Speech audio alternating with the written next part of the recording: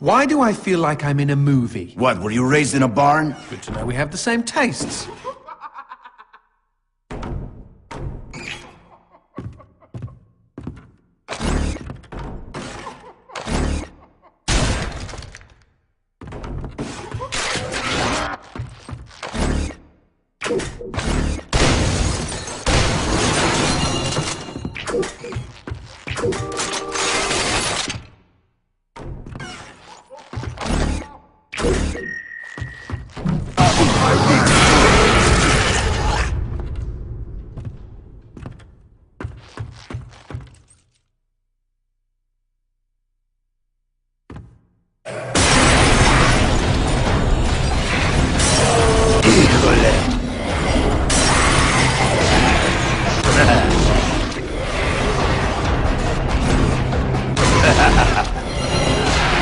For God's sake, how do you stop them?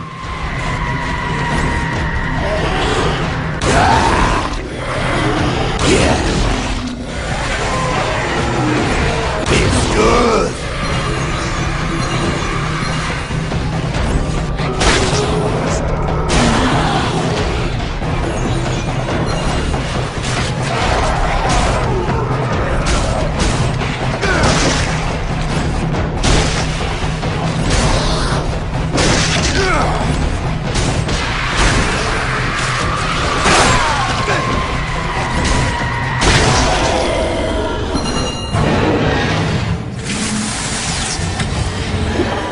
Motherfuck!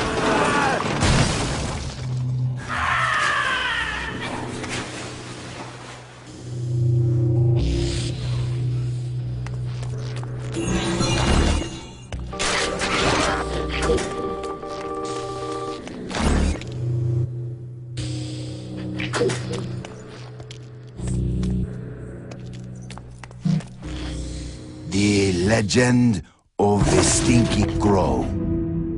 Gaul. For nearly 14 years, his mind had been soaring miles above.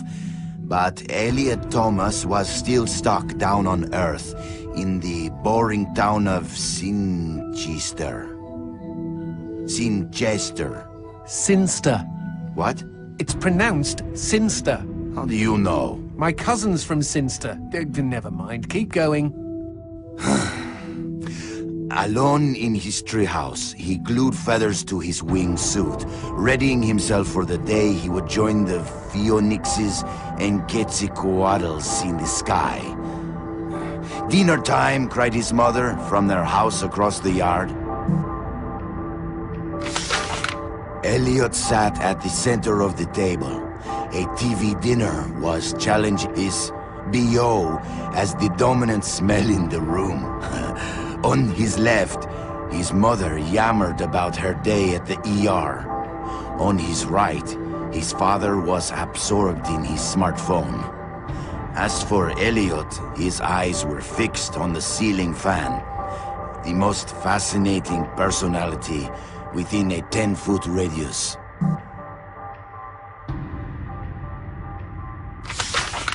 In homeroom the next day, Justin Schmakovsky threw a crappy paper airplane at him.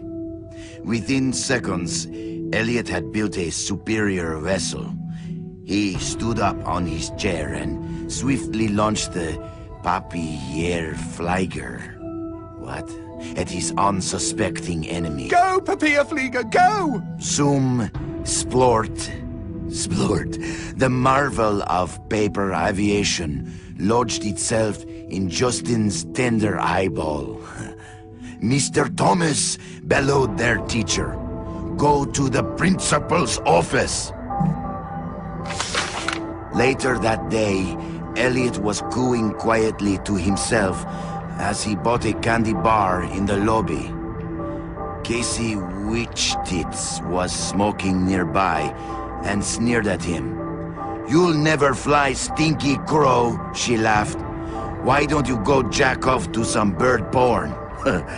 I bet you do more fapping than flapping." Hey, that's pretty good. "Fuck you!" screeched Elliot as he ran for the door. It was dark out by the time Elliot meandered home. On the sidewalk, he passed a gaunt man who stared at him intently, desperately even. Uh-oh, stranger danger. The man opened his mouth and said, Uviwa, Uviza! What the fuck?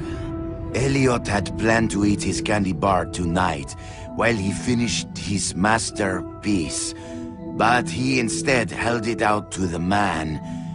I know what you mean, he replied.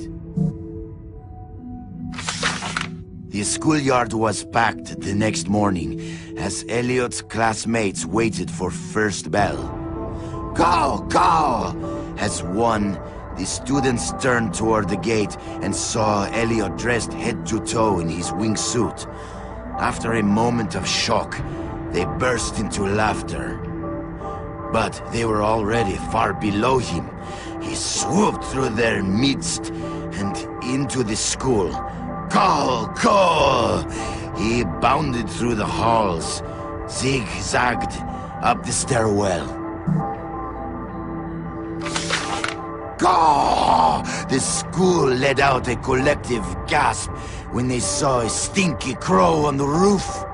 With a triumphant snap, he spread his wings, and a moment later, he had leapt. The next 2 seconds were the most beautiful of Elliot's entire life. He could feel their eyes upon him. He was flying, and their awe was keeping him aloft. 10 minutes later, as guidance counselors wiped bits of Elliot off sobbing students, and the police struggled to piece together the story you are reading now, Elliot's teacher looked down at the wreckage of the boy on the pavement and never forgot what he saw. One bloody hand had formed a peace sign. The other was giving him the finger. It's like an Alanis Morissette song. The end. Okay, lovely. I don't think I'll sleep for weeks. Quidad, cojones.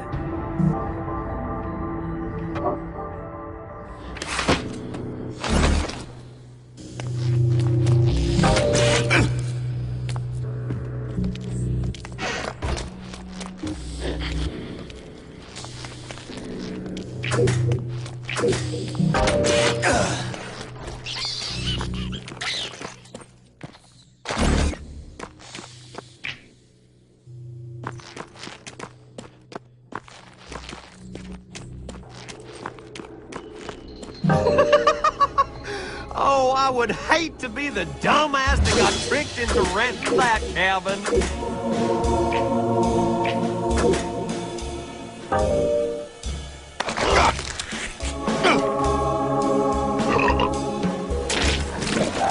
See y'all real soon.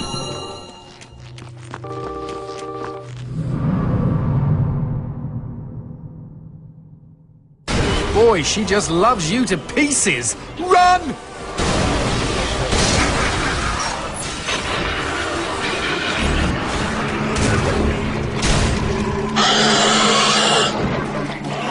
Look, there's a key! We'd better kill all the demons in case they've got more.